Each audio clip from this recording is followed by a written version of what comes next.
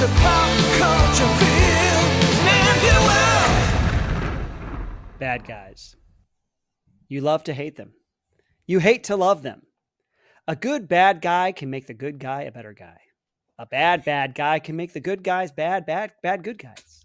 And the greatest bad guys can make great good guys better than the best guys, best friend guys. So today we are rolling out our top 10 list for our picks for the greatest villains in pop culture. This is going to be great. And by that I mean bad, which in this case is good. Today, folks, me and Cameron are doing it once again. We're going to bring you a list of 10 villains that we think are amazing, and we will give the reasons why. We'll hash it out, and then when we will present to you, we'll kind of put them on a list. And we'll rank them from 10 all the way down to 1, all the way up to who we think is the greatest villain based on the criteria that we will lay out here for you. Obviously, you can slice it any number of different ways. Let me ask you this, Cameron. Let's just generally speaking, not thinking about the list quite yet. What makes a great villain? By great, you mean bad, and by bad, you mean awesome, right? That is exactly what I mean. Okay, just so I'm on the same page. I think I think villains have a lot of the same good character traits that the heroes have.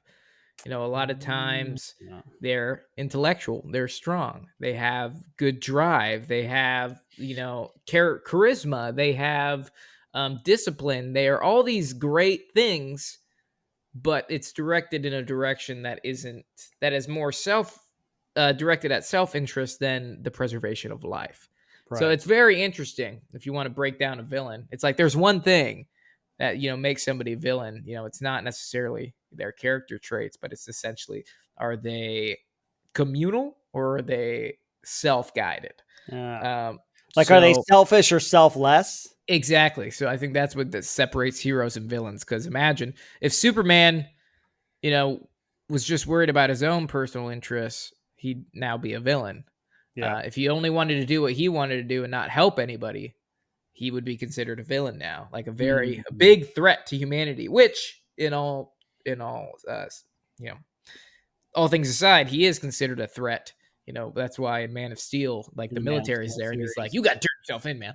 You are a threat." But then they're like, he could turn on us at any second, and that's what they keep saying over and over. Like, he can turn on us only second. So it only takes for him to decide, like, I'm going to be a god and kill all these people because I can. Yeah, that's he's kind of like, he is, if you turned into that, he would basically be Homelander, right? Exactly. Yeah. Homelander, what would happen if Superman didn't have kind of good old fashioned hometown Kansas values, like American values, Yeah. What if he was just a piece of shit? Yeah. That's exactly it. So I think that's what makes a good villain is motivation, I think. Not necessarily their powers or whatnot. Because we've seen great villains in pop culture that that are normal people that just don't have superpowers. Yep. But their motivations are extremely vile. Yeah. And they just they're bad motivations. What do you think makes a good villain? Great villain. It's true, man. He usually is. Well, there's the saying, each film is only as good as its villain. That's a Roger Ebert quote. So each hero is only as good as the villain that's against him. Usually a lot of times they're the opposite of the hero in some way. Right. This is very, Unbreakable kind of Mr. Glass type of thing. What's his name can be, David Dunn is unbreakable and Mr. Glass is very fragile, but he's intellectually superior. So David Dunn has his physical strengths, but Mr. Glass has his intellectual strengths. Or, so they embody some kind of, they can embody some sort of negative aspect, like you say, like complete and utter selfishness or greed, or they can also, one of the guys that we'll have on our list today, Thanos, there's the whole hashtag Thanos was right kind of thing where he had this vision for the universe where he wanted balance and he wanted there to be abundance of resources. And so what does that mean for him? Well, let's just kill half of everybody living being in the universe. And then there will be enough for everybody and everything will be perfectly balanced. It's like, it sounds like a noble idea at first, but the way he's going about it is totally cruel and kind of genocidal in nature, So I think good villains a lot of times are a character maybe that started out good and then was corrupted by something, some of their ideals were corrupted, like Darth Vader, which we have on our list. He started out with the desire to do good and to spread peace, or to really to save his wife, and then he became corrupted by Palpatine and kind of gave into the dark side. So and also sometimes they embody a universal aspect, like the universal aspect of pure evil, which is maybe like Ganon. We got was it Calamity Ganon? We got Kefkon here. I think Sephiroth falls into that mold. It's just like they're anti-life, right? They're anti-freedom. They're sometimes it could be anti-individualism, maybe. I don't know. That could go either way. It's not necessarily bad or good, but those can be taken too far. So yeah, stuff like that. I don't know if that's kind of a winded way of answering your question. What makes a great villain? If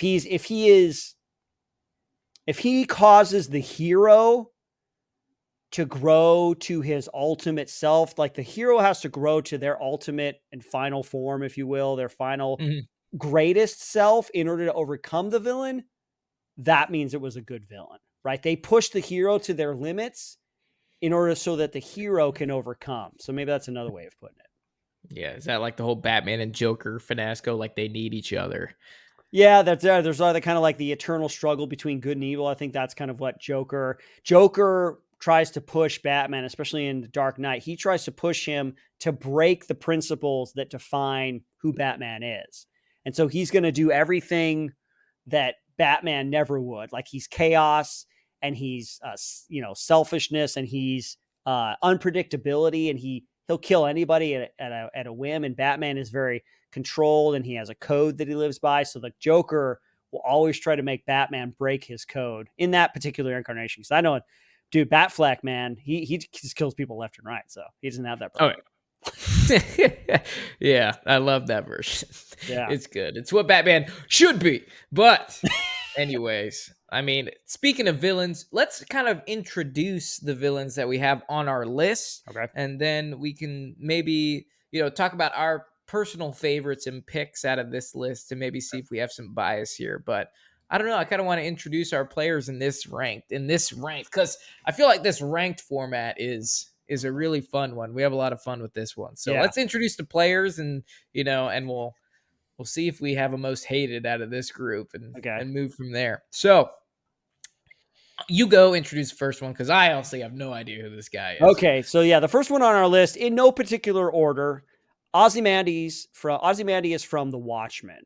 And in the world of The Watchmen, he starts off as one of the Watchmen, one of the superheroes that is trying to do good. He's very Tony Stark. He's very rich. He's an entrepreneurial type person. Owns a giant was it Vite Corp or something like that.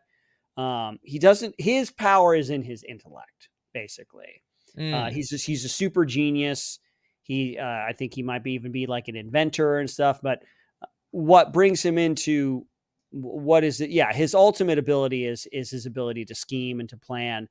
And in the Watchmen series, we'll just take the movies. The book is slightly different, but in the movie, The Watchmen, he creates this ultimate plan to unite humanity. Because in this fictional world, humanity's on the brink of nuclear war with Russia and Cuba and all that kind of Cold War kind of era. And so he brings about this plan to unite humanity by giving them a common foe.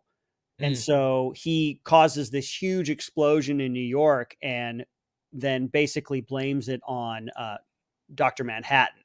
And so the whole world turns against Dr. Manhattan, because Dr. Manhattan is the only one that actually has actual superpowers. You've got like kind of Batman type characters or Batgirl type characters, but nobody really has powers. He's the only one that does. So Ozymandias creates this bomb or whatever that gives off the energy signature of Dr. Manhattan and blows up Manhattan in New York. and kills all these people. But what it does is it causes the leaders of the world to unite and come together in peace. And so, they can't. They try to stop him. They find out what his plan is. All the other characters in the movie, and they try to stop him, and they can't do it. And he ultimately wins. Technically, he wins. Now, there's a little bit at the end of the movie where Rorschach has been chronicling his all his stuff. The whole investigation, which in essence leads to Ozymandias as the center of the explosion, or the guy who perpetrated it. And that was kind of like put into the mailbox of some kind of like super political kind of publication that, presumably would print it out later. But yeah, Ozymandias, he's the personification of the type of villain that uses his mind to overcome his enemies or whatever, as opposed to physically just like punching him out and physically beating him. Like he would be a match for anybody like Batman or anything like that. So okay, he's just smart. He's just super smart guy. Yeah, he's just super smart, and that a good villain that can plan out, whatever other kind of supernatural powers other people might have. If he has enough information, he's going to be a worthy adversary. Yeah, absolutely. Unless he's up against Sauron, which is next on our list from Lord of the Rings, needs no introduction. If you have watched Lord of the Rings, you know that Middle Earth is constantly under the palm of Lord Sauron, who actually isn't the biggest villain in the Lord of the Rings. I know. Universe. I thought about that as I put him on the list. Yeah. Yeah. No, Sauron is actually just a lieutenant, which is crazy to think, because Morgoth is essentially the big baddie in the Lord of the Rings lore, because obviously this is a struggle for Middle Earth, but the story that if you've ever read the Silmarillion, then there's a lot more than just Middle Earth. Yeah. But we're gonna stick with the baddie that everybody knows in Lord of the Rings, which is Sauron. Super powerful guy. He is a sorcerer. Mm-hmm. So he has he can change forms, he can change shape, but he's ultimately known for his extremely sharp looking suit of armor with that giant mace that you've seen him in like the original Fellowship of the Rings during the battle in the beginning, when they, obviously man establishes and gets the ring. So Sauron's on our list. Because he's pretty bad, pretty bad dude. In this case, he's great. He's influential. His dark influence reaches out. He's got his lieutenants, the Dark Riders, and then the ring, of course, is always, it's an instrument of evil. It can be a corrupting power, and he fooled everybody into taking the rings, and then he had one ring to rule them all. Absolutely. So, who's next on our list, Izzy? Next on our list is Kefka from Final Fantasy VI. It was originally Final Fantasy III when it was initially released on the Super Nintendo in the US, but in order of the total Final Fantasies, it's Final Fantasy VI. Kefka is the main villain of the game. He starts off as kind of one of the higher lieutenants of the Emperor, I think the Gestalt Empire or something like that.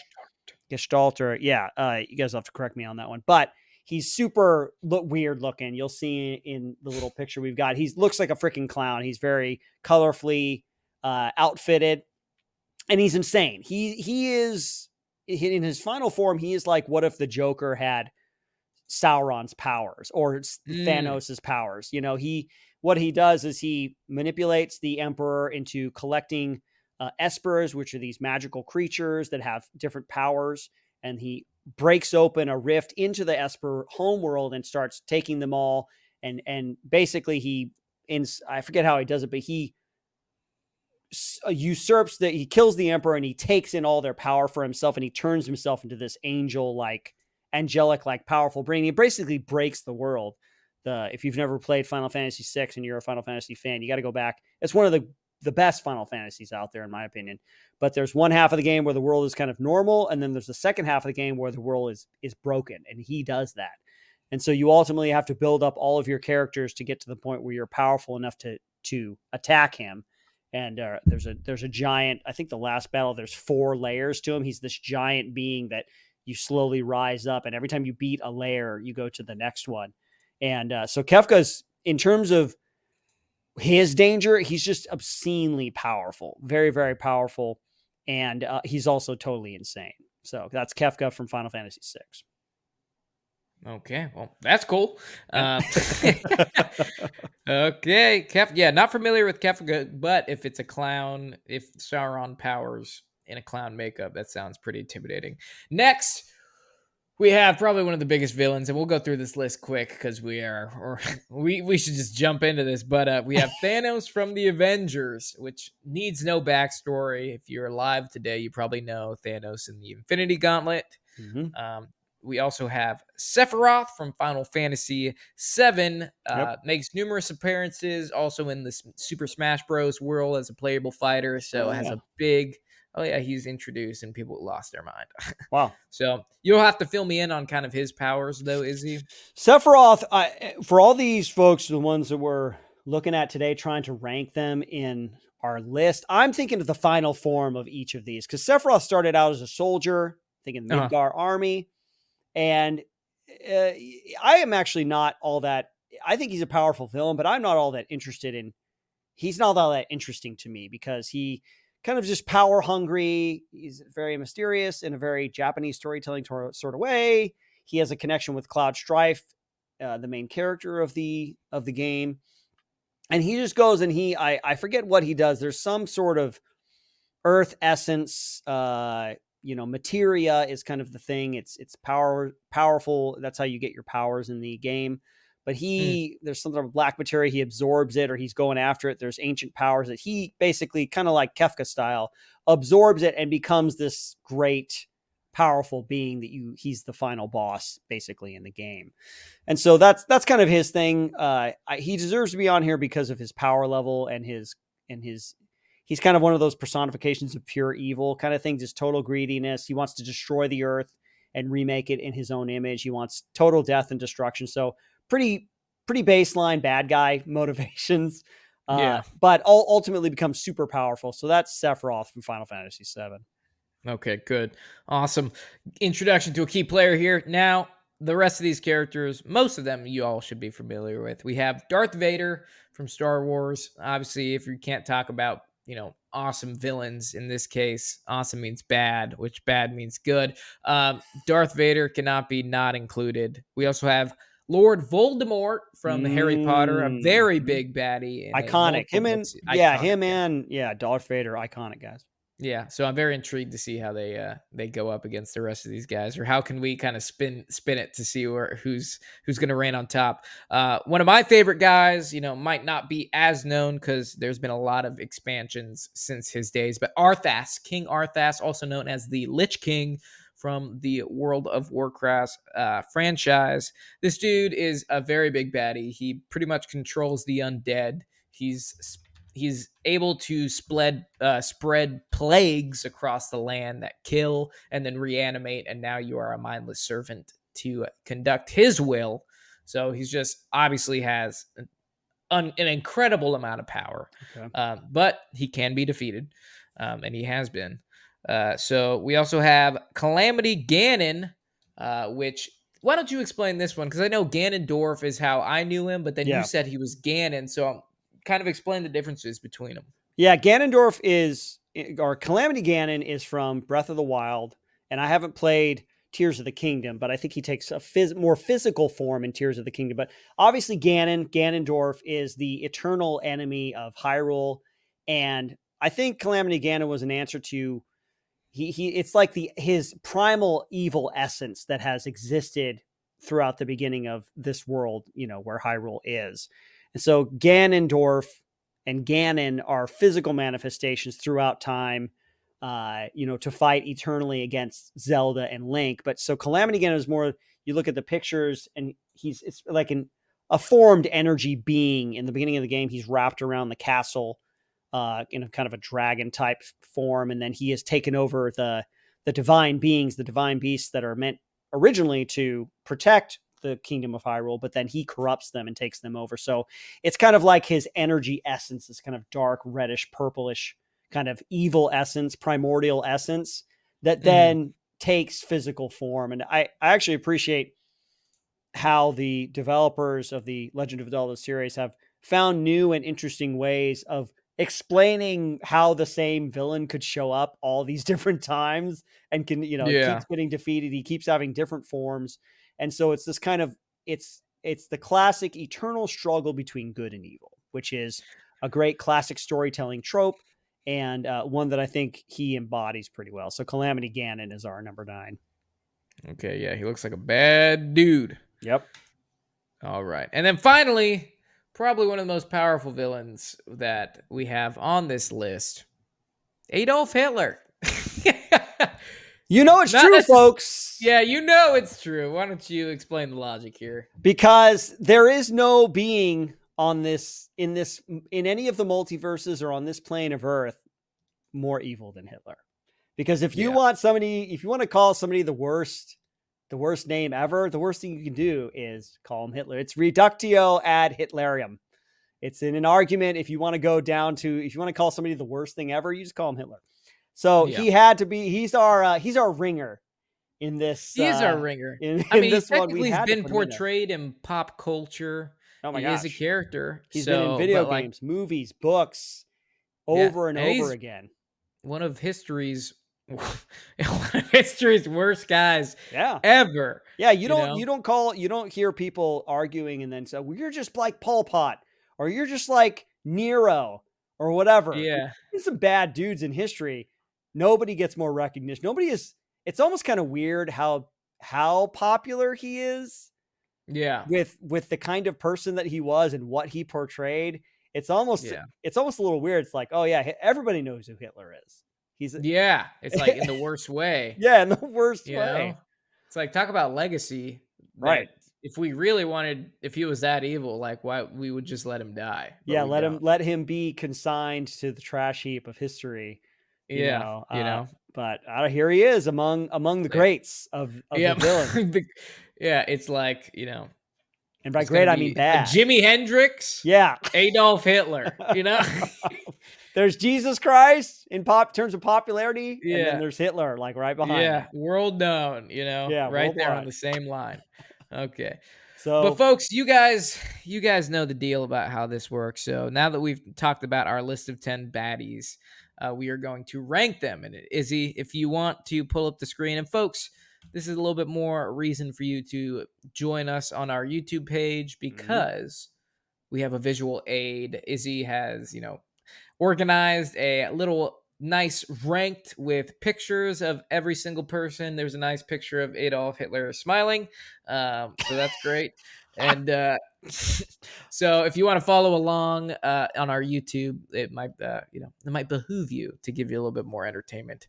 But if not, that is perfectly okay. We will try to do our best to explain exactly what's happening. Yes. So out of these villains, Izzy, just, taking a look, out of all 10, who do you think's the worst? I mean, you mean like who's going to take the number 10 spot or the number 1 spot? No. Who do you think is? I'm sorry. You gotta define our terms. You mean the best or the worst? The worst, which is the best, which means they're bad. In this case, is great. I mean, just looking at this, who do you think is the baddest villain of all time? The baddest. Who do you think is number 1 on this list of being bad? Okay, so how are we defining bad? We got levels of devastation. Right, that's what I'm trying to figure out because we got to define our terms. Who could cause the most chaos? The most chaos, or who has maybe there was a single evil act, that they perpetrated upon, whatever population, what their motivation was. Yeah, like you need a real bad reason. I mean, it has to be like I think a heinous act, like most evil motivation, like biggest hate. Like who has the most amount of hate in their heart? Let it out. Yeah, who's gonna let their hate really come out? And by the way, just disclaimer. Obviously, we know that Adolf Hitler is an actual historical figure, but let's just kind of let that go for now. Let's see. Man, I'm telling you, I feel like, okay, so Thanos and Arthas, I feel like they're like Thanos has some sort of like reason that makes it harder to hate him, right? Because Yeah, he's got this justification. seemingly altruistic, seemingly noble, he wants balance. And then Arthas, wasn't he corrupted? Didn't he used to Yeah, be he a used to good be really guy? good. He used to be really Okay. good, and he was corrupted. Yeah. And then Darth Vader, same kind of thing. He started good, he had good motives, but then he was corrupted. So I'm looking at, in terms of evil, I'm looking at Hitler, Ganon, and Kefka. Because Kefka, I think, probably maybe the worst in terms, because he loves to be evil. Like, he is like Joker. He loves chaos. He wants all power for himself, and he goes to the extent of breaking the world and essentially destroying, everything is different after he, and he gets godlike powers, and that's it. Like, and he loves it. And he loves it so much that there's, it's like Sephiroth, yeah, he wants power, but he has some sort of like plan. He wants to remake the world in his image. He wants to destroy life so he could be a ruler. That's at least like a plan. Kefka has a plan to, and he loves it. Like, he's just having a good old time. I would put maybe Hitler in that same one. Calamity Ganon, baseline evil, right? It's the essence of evil. And then he Yeah. personifies himself in different eras, but he's like kind of like the essence of evil, And so for me, I'm looking at Kefka as, because he enjoys it the most. He enjoys his evil. And to me, that puts him way Like he evil. loves he loves his job, Yep, he you loves his know? job. And that's that's there's one thing to have internal conflict or to come from a corrupted background and then to be turned into evil or whatever. Maybe Voldemort a little bit too, because I feel like he's always, wasn't he a student or whatever? Yeah, he was like a wizard and No, all that. Voldemort was a student at And Hogwarts, he and then he wanted to just protect the magical world. He wanted to rule the Muggles with the magical world. So no, he wanted to. He thought they were. I believe he didn't want the Muggles. Like he's he like we're wanted to better kill than him. them. Yeah, he He's wanted like to rule over them, didn't he? yeah, he wanted to rule over. He's like we are gods, Okay. pretty much. Okay. So, but yeah, they wanted balance. Everybody else wanted balance, and I'm sure there's more reason to it than that. But that's as far as I understand. Where like Yeah. Voldemort just hates humanity, normal humanity, and wants to rule over them. But everybody else is like we're a proponent of balance. Like they have their world, we have ours, Yeah. and we should keep it that way. I mean, not to say that he's not an extremely powerful individual, but like he can be killed, but he does have those the Horcruxes. The Horcrux. Remember? Yeah. So he split his soul into numerous Horcruxes around the world, which are pretty much personal possessions or items that he cared about deeply, and he split his soul into each one of them. So it's technically to kill him, you need to destroy all the Horcruxes, and you have to locate them and find them. Right. Right. So that's a little bit of a, that's a doozy that you would have to do that. Yeah. But interesting. But like, that he's pretty powerful. Arthas, kind of did the unthinkable. So the Lich King is like a separate entity. So that's Okay. its own kind of thing. But then Arthas ended up, destroying his own. He used to be a paladin, and then he murdered his own father, and then joined and then basically the previous Lich King Norzul was able to kind of trick him to pick up his sword Frostmourne, Hmm. and pretty much the magic that was embedded in Frostmourne like corrupted him and Oh, okay. made him into the Lich King. And then so that wasn't cool, but he's very powerful. But that doesn't mean he's cannot be defeated. He obviously has a lot of power.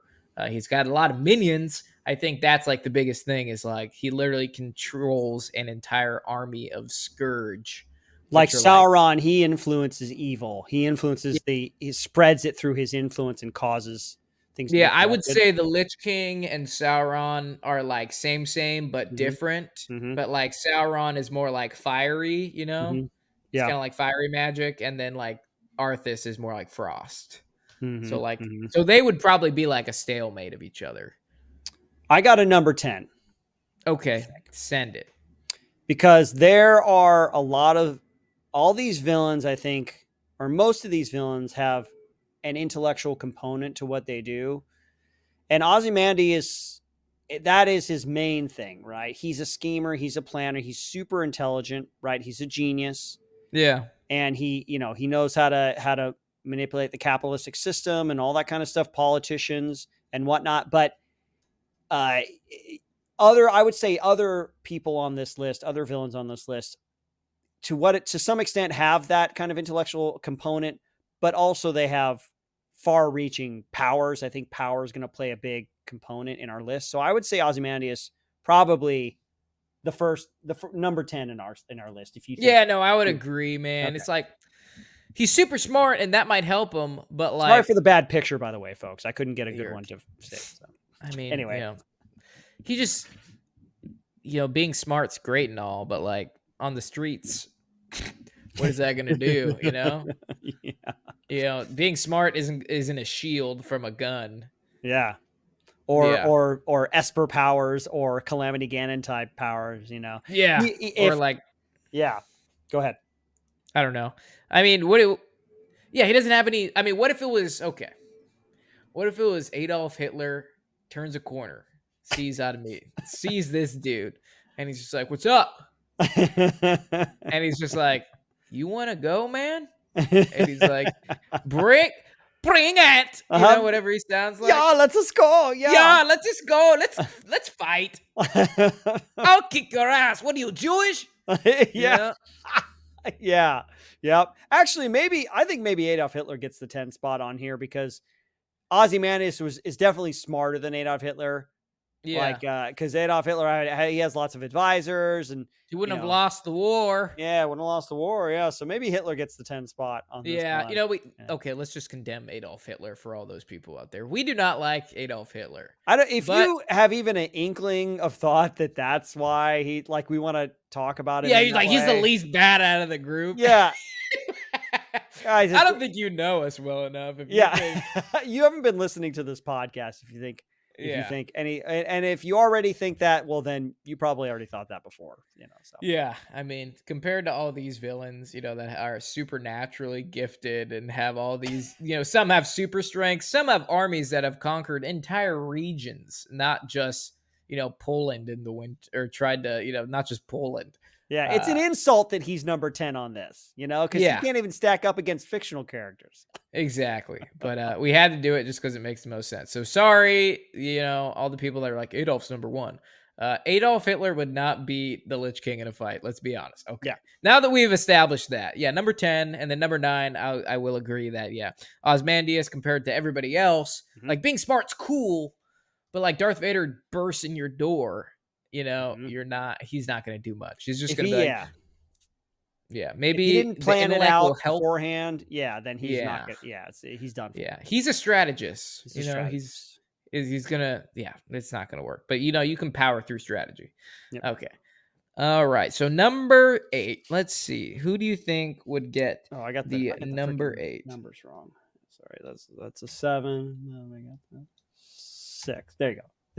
Okay, 8 and 7. Okay, now power's starting to become more of a component, right? Yeah. It's not the only component, but I'm looking at Sephiroth and Darth Vader. I'm looking at Voldemort and Darth Vader and Sephiroth. I'm looking at Sauron, Kefka, and Calamity Ganon. I'm stacking up who lines up in terms of the kinds of power and influence that they have and the kinds of acts that they have perpetrated, Yeah. So it's okay. Well, it's okay, Thanos, is there any limitations of his Infinity Gauntlet? Well, the thing with Thanos is that he has the infinite versions of these powers, like mind, power, time, reality, right? But he has to focus he has to focus himself to make individual things happen. You know what I mean? And so he's not omniscient, right? He's not all knowing. He's not omnipresent. He's not everywhere all at once. He may be omnipotent in terms of the power that he can command, but he's got to, when he's fighting the Avengers on the planet, he's got to pull that moon out of orbit. He's got to focus himself in different ways to use different aspects of the gauntlet. So, I love the whole what if What If Ultron won episode in season 1 of What If on Disney. There's a part where Ultron's there in the form of Vision, but he's Ultron, and he goes to, like, Thanos walks out of his little portal. He's kind of looking around, and Vision just slices him in half with his Mind Stone laser. He's like, oh, and then he takes I'm like, oh, okay, well, that to me, if you don't have some sort of extrasensory perception like the Force, like Darth Vader would have, that's going to be a disadvantage, because you are a physical being. You do have power at your command, but you got to focus that power. So that would be a drawback for Thanos, in my opinion. Yeah. Plus, we've seen the limitations of the Infinity Gauntlet. Like when he snaps his finger, he eliminates half of life on Earth or everywhere. Everywhere in the universe. Yeah. But that's a one-time thing, Well, yeah, and I think he got rid of the stones afterwards. He really took a lot of power to do that, which is why it killed Tony Stark in the end. Yeah. So, and then he pretty much, like, he lost his arm, right? He, like, lost most of his body because in the in Endgame, when they go find him, he's, like, on a farm and he's pretty much useless. Yeah, his one arm he's very weak, and his one arm's just been totally charred to nothing, Yeah. That happened when he destroyed the stones, not when he snapped, right? He's like, after. I think so. Yeah, okay. Yeah. Okay, so wait, never mind then, because I take that back. Because if he snapped and nothing happened, that's pretty brutal. And then, but then he tried to destroy the stones because he achieved what he's doing, right? He's like, I don't want anybody to be able to undo what I did or to he's like, once I did what I wanted with the stones, they had no more purpose, so I destroyed them, and it almost killed him. Yeah, I gotcha. Yeah. Ooh, man, that's a hard contender. Yeah. 7. I think we'll put. Okay, for number 8. What about Sephiroth? Well, Sephiroth, it depends on what form we're talking about. If we're just talking about his human form self, he's got magical powers. He's a great swordsman. He's very fast. But in his final form, he's up there with Kefka in his final form, or Calamity Ganon in his final form, right? They've got super enormously powerful manifestations, Like the angel-looking thing? Yeah, the angel-looking thing. The one-winged angel. Yeah. And then Kefka's kind of in the same power category. So when power becomes that much more important, he gets up there with Calamity Ganon, Sephiroth, Kefka, and maybe even Sauron. I feel like Sauron. Okay, let me say this: Sauron's power in his eyeball days, his fiery eyeball days, through his evil influence, right? Yeah, and so his corrupting power.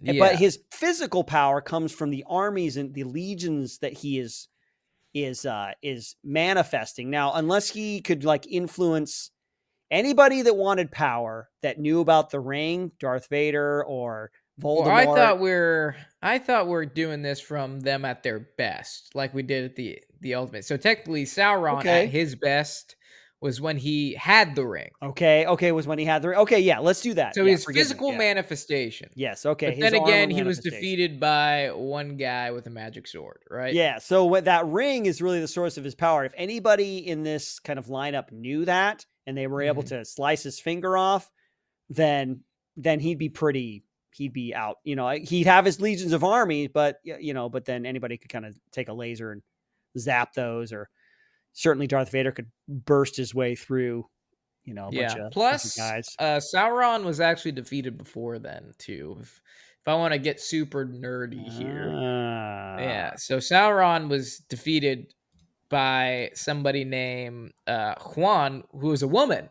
So so it was basically Luthien and Juan. Luthien was a ginormous dog, pretty much. Huh. Yeah, so that served I hope I don't butcher this, but pretty much Luthien and Juan were elves, and Juan was like this giant sheepdog that, like, was on the good side, right? One time they I'm totally gonna butcher this. I know that I listened to the Silmarillion. I've listened to the entire Silmarillion, and this was one of the stories. Pretty much, man. Yeah. So basically, Juan and Luthien was a badass. Like, a lot of stories about these two iconic characters, and pretty much like defeating Morgoth, even, which is big baddie. And essentially, like, Sauron was defeated in battle when they launched a new attack. So they're escaping from Celegram and Corypheon, and they launch a new attack on the werewolf occupied stronghold of Tol-in Gurath, and a battle of Sauron's forces. So basically, one by one, these ginormous like beasts come out of Tol-in Gurath, and like Luthien and Huan just kick their asses. And then finally Sauron comes out. He defeats them one by one by one by one. They all come out. And then Sauron comes out and takes the form of like a dire wolf, I think, either a dire wolf or like this very disgusting beast. And this dog literally beats the shit out of him and defeats him right then and there. So that was super cool. And then Luthien, again, she at one point smothered Sauron's lunge in her enchanted cloak. Like, this lady was really cool. But so Sauron's not like all powerful. He's been defeated multiple times. He's a sorcerer.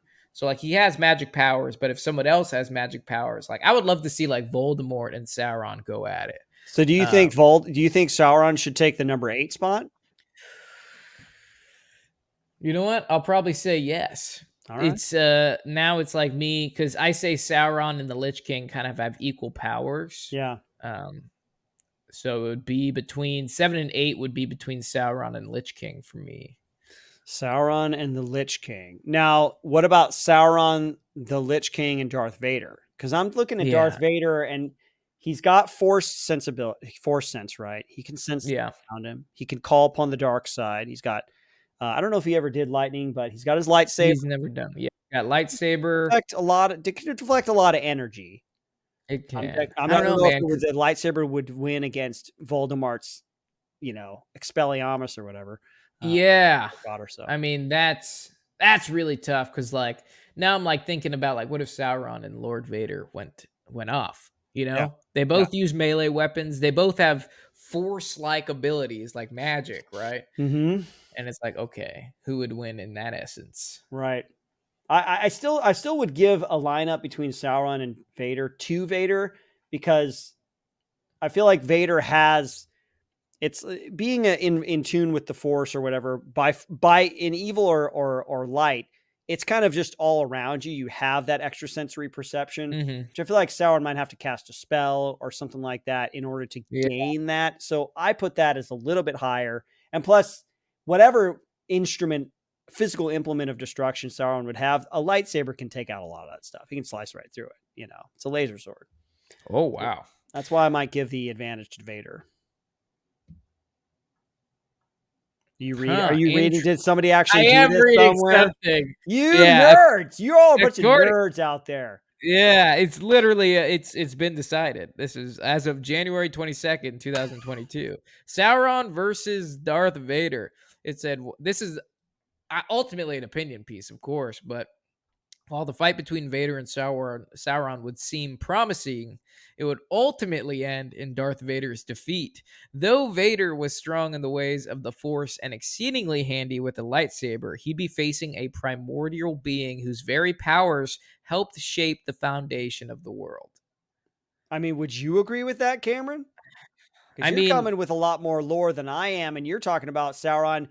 I get that he's like this essence of evil, but how it manifests is mostly through his power and influence over time, not in an actual pitched battle against a singular opponent. You know what I mean? Yeah. See, like, this is so there's another Reddit. It's like, let's settle this. Sauron versus Darth Vader. According to a Redditor, this was 8 years ago, but they really put it on a pedestal. They said, to put it simply, Sauron is extremely overrated in terms of what he's actually capable of doing in a direct confrontation. The dude has been defeated by Gil-galad, Huan, banished out of Dol Guldur, and has probably been defeated in single combat a few other times. Fighting is not Sauron's strength, manipulation is. There you go. Now, Vader, we have the complete opposite case. Vader's extremely capable and extremely powerful in the new canon, casually tearing apart AT-ATs, casually collapsing ceilings, moving fast enough to do this stuff, overall being described as I don't even know that. He's a fast warrior. So it's like, if it's a direct fight between the two villains, Vader casually cuts off Sauron's ring and takes it for himself. Whatever happens after is something I'll leave to your own imagination.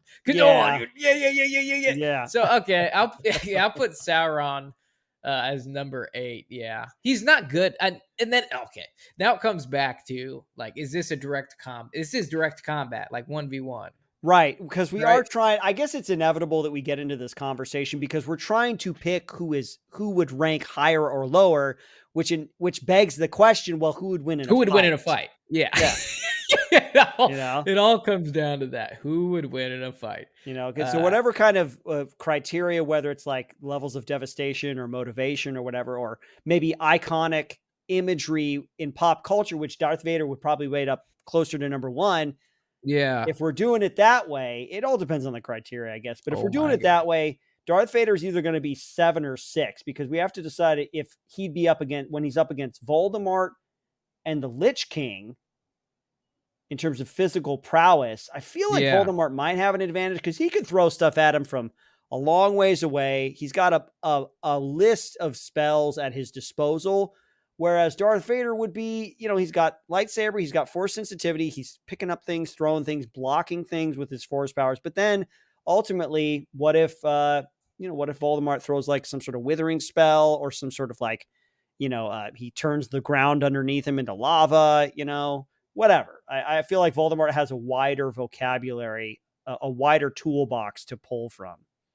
Yeah, which is, I feel like we're not the first to do this because every combination of people that I think we would put together, a Google search, it's all there. It's literally all there. I There's mean, even the a death internet, battle. yeah, death battle.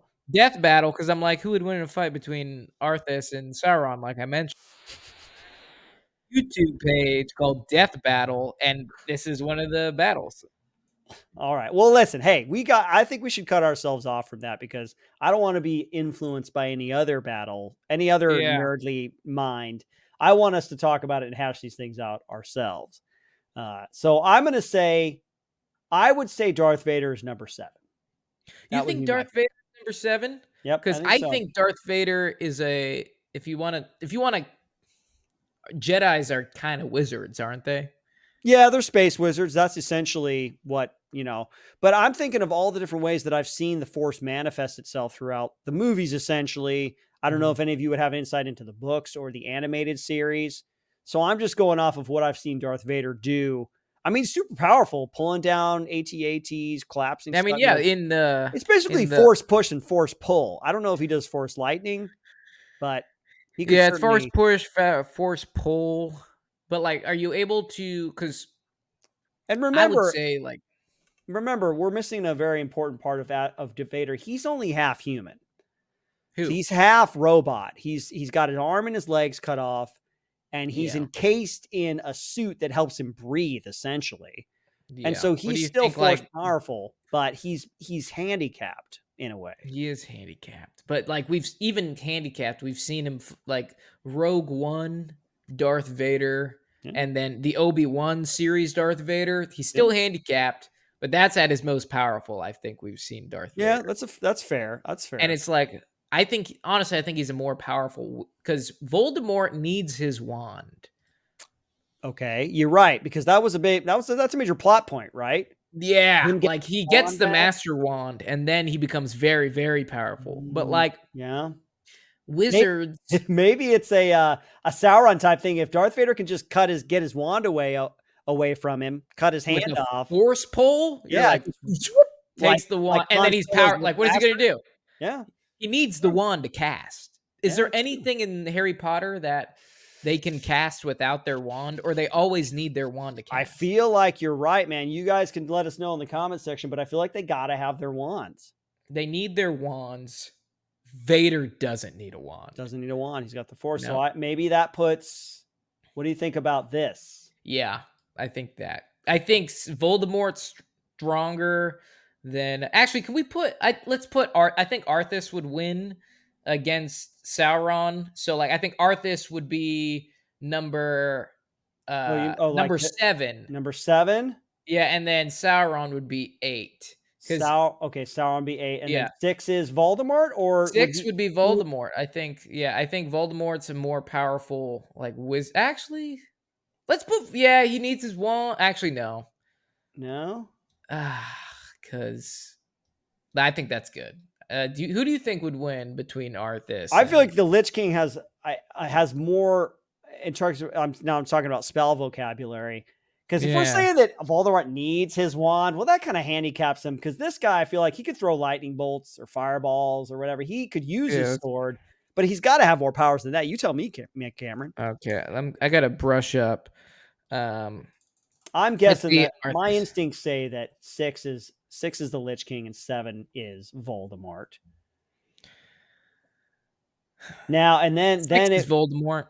then we're talking who. Now we're talking where does Vader stack up against the Lich King? You know what Oh I no, mean? Arthas has a crazy backstory. Like Okay. it's a lot. Like I don't think any of those dudes would beat Vader. Vader is like up there. You think he's 5? Who's What about Vader versus Ganon?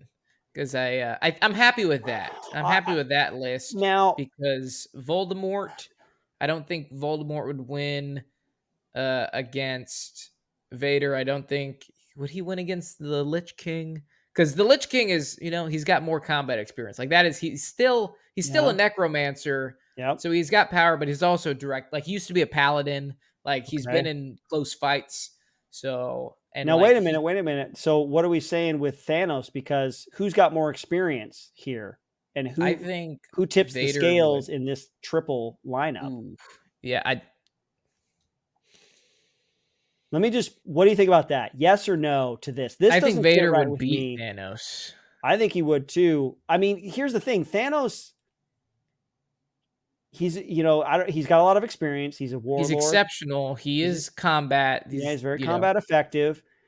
But and if he can get a shot off, it's a powerful shot because he's got the yeah, ultimate incarnation of each of these stones. And you don't know how he's going to manifest this. You know what I mean? Like yeah, maybe he just throws up an illusion for Vader and Vader gets temporarily distracted and then bam, he hits him with the power stone or something. You know? yeah. So I don't know. What do you think about that?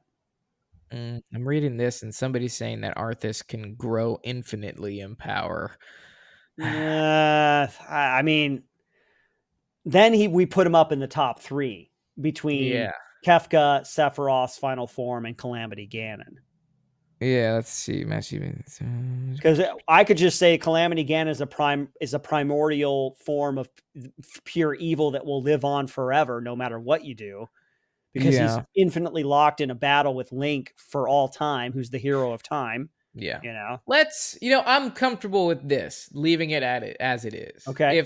If we have some World of Warcraft super nerds listening to this, please send us an email at pcfmpodcast@gmail.com explaining why the Lich King should be higher, closer to 1 on this list. I would love to hear your explanation. But for right now, I think this is good. Okay. For the sake of time and the sake of my sanity, that's good. That's good. Because You know if what? you truly describe, Yeah. you know, uh, if you describe Kefka and Sephiroth as like these all-powerful beings in their final forms, Yeah. then now this is just a fight against like gods. Basically. Yep. Okay. Yep. So that's fine. I'm okay. I'm gonna make a call here. You tell me if I'm right. You call me on this. So I think this will be your explanation and reasoning because I have no experience with any of these characters. Oh shoot, man. Okay. Okay, so what are we looking at? We're looking at godlike powers from Espers from Final Fantasy VI. We're looking at godlike powers from Materia, which basically comes from the earth, right? Different manifestations coming from the earth. Well, we if you've played these games, the same spells can be cast. There's fire, ice, earth. There's all of the Espers, and the Shiva and all that kind of stuff. It's a theme that goes throughout the Final Fantasy games. Here is what I will say. This is what I'm going to do. Number 3, Kefka. Number 2, Sephiroth. And number 1, Calamity Ganon. It's really hard to choose between Sephiroth and Kefka. I'm going to throw some points at you. Okay. And you tell me if they're viable. Maybe All that'll right. help you. So, All right. just a couple of online opinions here. Uh-oh. All right. So, Is Kefka more powerful than Sephiroth? Let's see. Combat is an area that Sephiroth is just naturally going to have the advantage of because of his extensive combat training. But who is superior in power? We have one Redditor saying that Kefka is the only villain to achieve ultimate power and then know what to do with it. You know what? I could say, in terms of, yes, knowing what to do with it, he probably would have an advantage over Sephiroth, because Sephiroth rises to that level of power at the end of Final Fantasy VII, and you meet him in that moment just as he's become this supernatural being, right?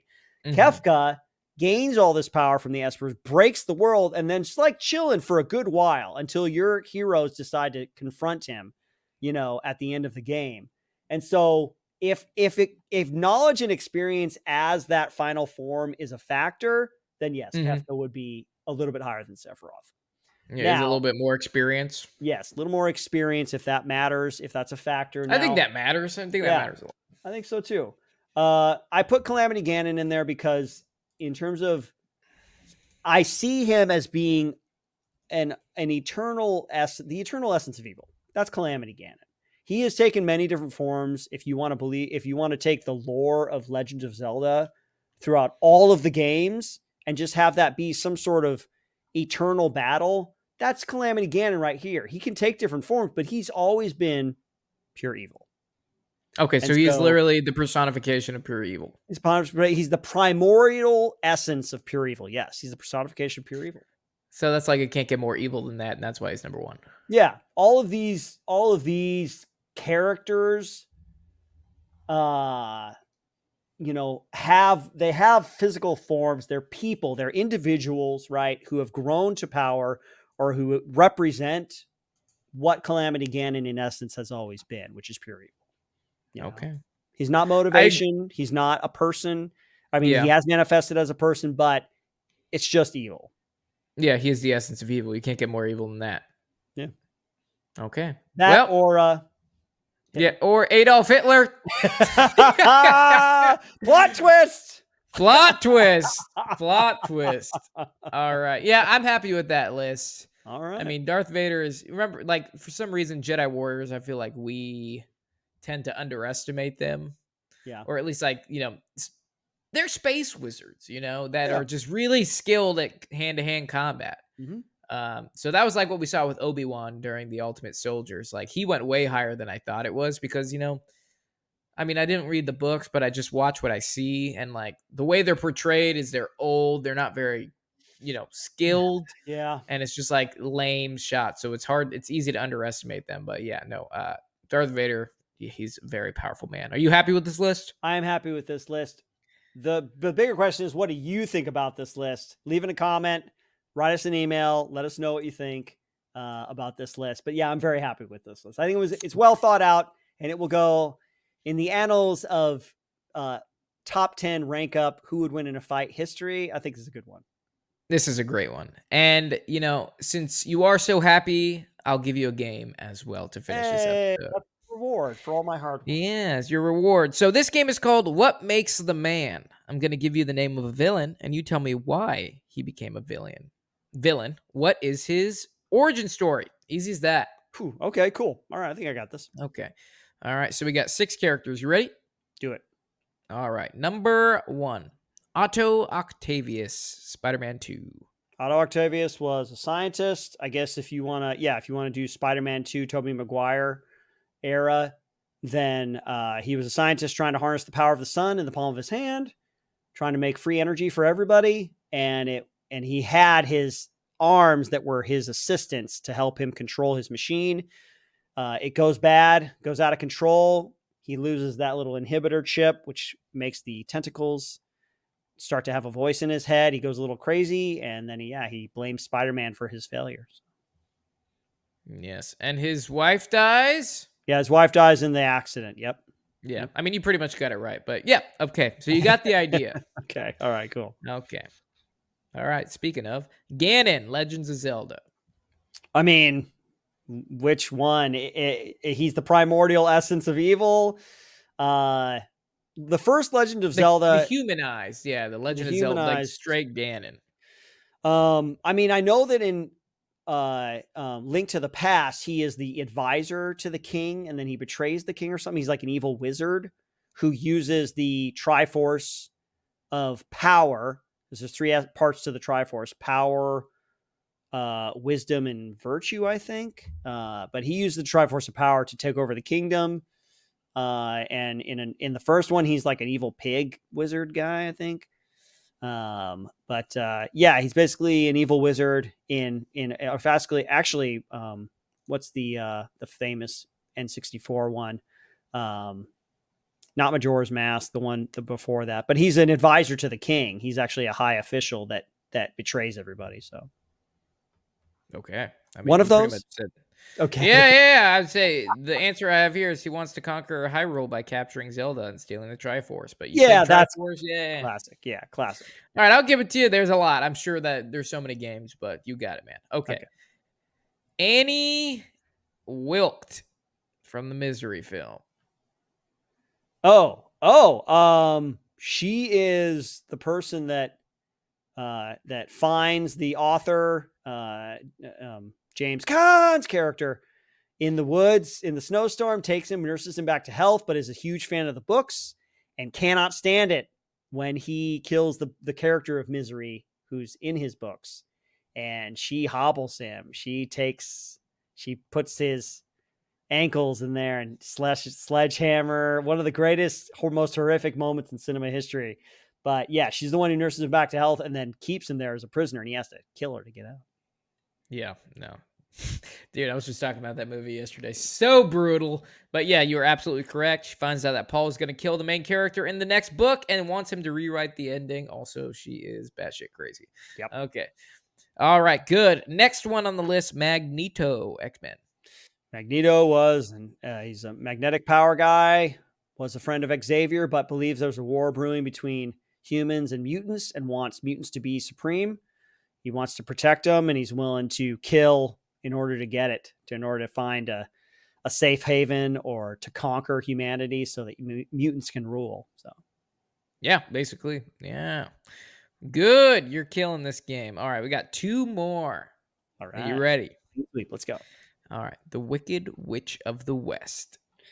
I mean, I guess with Wicked now, she has like a sympathetic backstory where she was Elphaba, and she and the Glenda the Good Witch were friends in witch school, and then she gets really powerful, and the wizard doesn't like her, so she becomes a rebel, and then eventually this misunderstood anti-hero person, I guess, goes off and has a great life. I mean, she's the Wicked Witch of the West in the original Wizard of Oz, and she's just evil.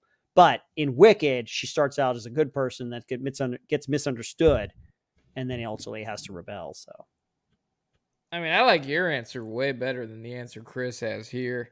He just said she's angry because Dorothy dropped a house on her sister and she wants the ruby slippers. that's But that yours sounds cool. a little bit more backstory. Yeah. I'll give it to you because that's like, yeah, that's Okay. that's straight up backstory. Through sheer effort and nerdery. Sheer effort and nerdiness. Glad you like musicals. Okay, final one. Here we go. Hans Gruber from Die Hard. Hans Gruber is a bank robber, basically. He makes himself out to be a terrorist, but basically all he wants to do is come into Nakatomi Plaza and pretend to be a terrorist while actually just robbing the vault. He's an exceptional thief, as he says. And leads a band of European mercenaries, European thieves to take him out. So, yeah, he's the bad guy in Die Hard. Okay. Yeah, he wants those goddamn bearer bonds. Yeah. We'll be sitting on a beach earning 20%. Exactly. Nice, man. Well, that's it. That is correct. You pretty much got them all, I think. Yeah. Yes. Clean streak, my friend. Clean streak. I like it. One more time for our friends. This is our final lineup. You tell us what you think of it. There we go. Hitler, Ozymandias, Sauron, Voldemort, Lich King, Darth Vader, Thanos, Sephiroth, Kefka, and Calamity Ganon. There you go. Looks pretty good. Yeah. Pretty good. I'm pretty happy with it. Yeah, pretty happy with it. And most importantly, we hope you are happy with it. If you're not, save comments to yourself. But if you want to, reach out to us, ecfmpodcast@gmail.com. Let us know your thoughts about this episode or our list. Maybe mention some of your favorite villains that if we do a part 2 to this, that we can throw them on there. Folks, it was a pleasure having you, unless Izzy's got anything. I got nothing. Thank you so much for joining us on this episode. We'll see you on the next one. And that being said, cue music.